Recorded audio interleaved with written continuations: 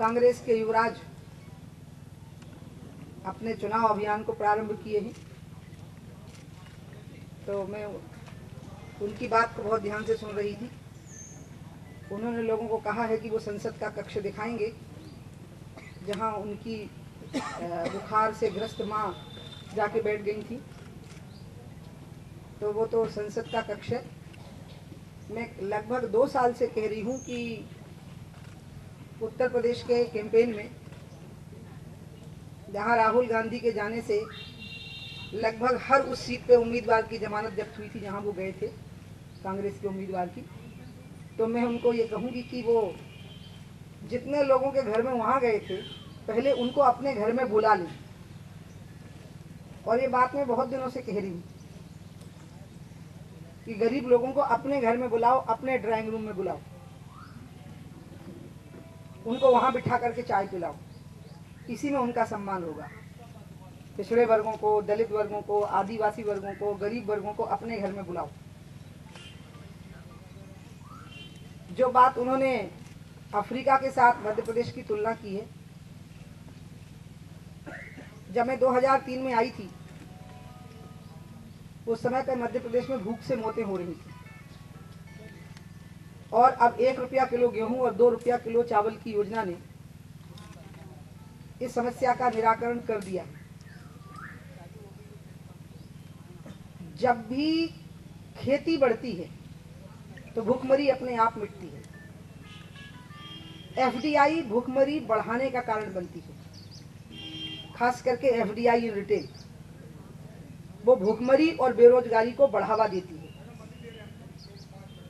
और ये बात हमारे जैसे देश के लोग नहीं कह रहे, अमेरिका जैसे देश के लोग कह रहे हैं कि कुछ कंपनियां ऐसी हैं, वॉलमार्ट जैसी, जिनको यूपीए की सरकार ने लाने की कोशिश की और राहुल गांधी ने जिनको रोका नहीं, जो असल में भूखमरी और बेरोजगारी के बढ़ने के कारण। मध्य प्रदेश में खेती में चमत्कारिक प्रगति की है, क्योंकि जो भारत के विकास का जो मूल तत्व है वो खेती है। इसी से बेरोजगारी के निदान निकलते हैं, इसी से भूखमरी के निदान निकलते हैं। तो इसलिए मैं आज पूरे मीडिया के माध्यम से ही राहुल गांधी जी को कहूंगी कि आपने संसद के कक्ष में तो लोगों को निमंत्रण दिया है, आप उन लोगों को जिनकी खटिया पे बैठ के पकौड़े खाए थे, समोसे खाए थे, चाय पी थी, उनको अपने घर के ड्राइंग रूम में कब बुलाएंगे? उनको आप कब सम्मान देंगे? क्योंकि वो तो अभी भी आपके घर के बाहर खड़े रहते हैं, उनको अभी भी आपके घर के अंदर प्रवेश की इजाजत नहीं है। भारत में और मध्य प्रदेश में सबसे ज्यादा आदिवासी और दलित वर्गों के विधायकों की संख्या भारतीय जनता पार्टी में ही है। तो इसलिए भारतीय जनता पार्टी में सबको एक समान स्थान है, इस पर तो लोगों की ही मुहर लगी हुई है।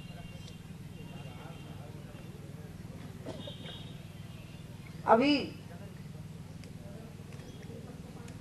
सब तरफ चुनाव का वातावरण है, लेकिन एक बात मुझे याद है, जब मैं उत्तराखंड गई थी, हादसे के 2-3 दिन बाद ही गई थी, तो मैंने सभी राजनीतिक दलों से निवेदन किया था कि अभी हादसे की समीक्षा करिए और जितना बन सके सहयोग करिए। अभी इसको आलोचना और आलोचना के जवाब इसमें उलझाइए मत। लगभग 25 से 30 हजार लोग की मृत्यु हुई है उत्तराखंड में, केदार घाटी में।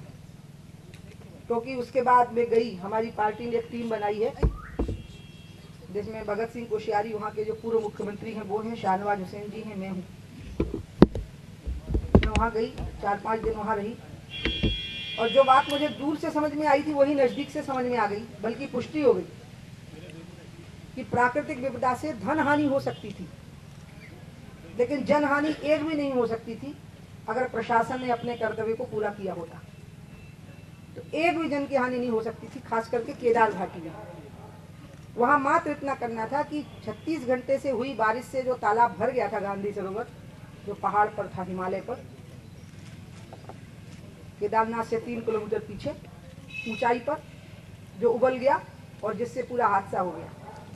उसकी वार्निंग अगर 16 तारीख को सवेरे दे करके, तब 36 घंटे हो गए थे बारिश के, और पूरी केदार घाटी खाली करवा ली जाती और कुछ पंडे पुजारियों को भैरव शिला पर स्थित कर दिया जाता, जो कि ऊंचाई पर है केदारनाथ के बगल में, तो एक भी व्यक्ति की मृत्यु केदार घाटी में नहीं हो सकती थी।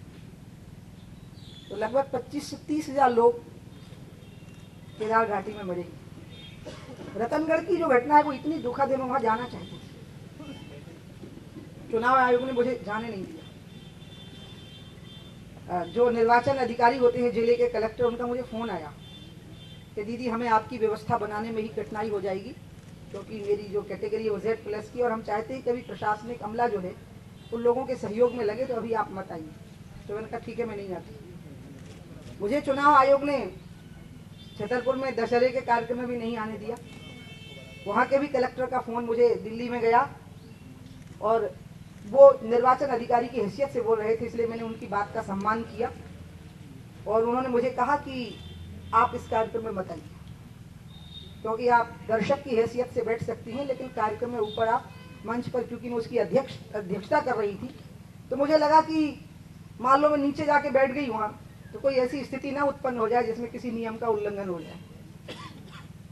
तो हम तो चुनाव आयोग के सारे नियमों को मानते हैं, हम सहमत भले ही ना हो, लेकिन मैं मानती सब बातों को हूँ और उसका पालन करती हूँ। तो मैंने दोनों जिलों के मुख्य निर्वाचन अधिकारियों के द्वारा दिए गए सुझाव पर अमल किया, और मैं वहां नहीं गई। जब मैंने सोनिया गांधी जी को दशहरे के कार्यक्रम में भाग लेते हुए देखा दिल्ली में, तब जरूर मुझे दुख हुआ कि ये भेदभाव क्यों थे। उनको मंच पर जाने की अनुमति मिली, उनको रावण को शायद तीर मारने की भी अनुमति मिली, तो हमको भी मिल जाती। क्योंकि जहां तक ये बात है कि इससे वोट जुगाड़ने की कोशिश होगी, तो टीवी का कार्यक्रम तो लाइव था, पूरी दिल्ली प्रदेश को देख रहा था, पूरे देश को देख रहा था, हमें भी मिलती, इसका मुझे जरूर दुख हुआ। बाकी मैं तो चुनाव आयोग के नियमों को गीता के नियम की तरह मान लेती हूँ, लेकिन भगवान से भी जिरह करने का तो हमें अधिकार है। तो हम चुनाव आयोग से भी, मैंने पत्र लिख के भी कहा, अभी भी कह रही हूँ, रतनगढ़ की घटना के बारे में भी मैं यही कह रही हूँ कि वो एक ऐसा दुखद हादसा है, और अभी तक वहां पर नदी में बहती हुई लाशें मिल रही हैं। कलेक्टर और SP सस्पेंड किए गए हैं, न्यायिक जांच के आदेश हो गए हैं, सारे तथ्य सामने आएंगे, और अगर कहीं कोई चूक तथ्यों को सामने लाने में हुई, गृह मंत्री ने स्वयं स्वीकार किया है कि हाँ कुछ कमियां तो रह गई हैं। नहीं तो मैंने आमतौर पर देखा है कि उत्तराखंड के इतने बड़े हादसे के बाद में भी राज्य की सरकार ने स्वीकार नहीं किया कि हमसे लापरवाही। पहली बार मैंने किसी गृह मंत्री को तुरंत बोलते देखा कि हाँ कुछ कमियां रह गई हैं और हम उनकी समीक्षा करेंगे, दोषी लोगों को हम जरूर दंडित करेंगे। यही मेरी भी इच्छा थी कि मैं वहां पहुंचूं, और कोई तथ्य ऐसा लगे जिसकी अनदेखी हो गई हो तो मैं राज्य सरकार के नोटिस में लाऊं, और उसका तो मुझको मौका नहीं मिल पाया है। तो मैं मध्य प्रदेश की धरती से ही राहुल गांधी जी को कहूंगी कि आपने संसद के कक्ष में आदिवासियों को आमंत्रित किया है, आप अपने घर के ड्राइंग रूम के सोफे पे उनको बिठा करके नाश्ता कब कराएंगे, चाय कब पिलाएंगे, उन दलितों को जिनके घर आप उत्तर प्रदेश में गए थे, और उन आदिवासियों को जिनको आपने आज आमंत्रित किया है। और मध्य प्रदेश की स्थितियों को अगर समझना है तो फिर मध्य प्रदेश में भ्रमण करिए, आम जनता से मिलिए और उनकी स्थितियों को समझिए।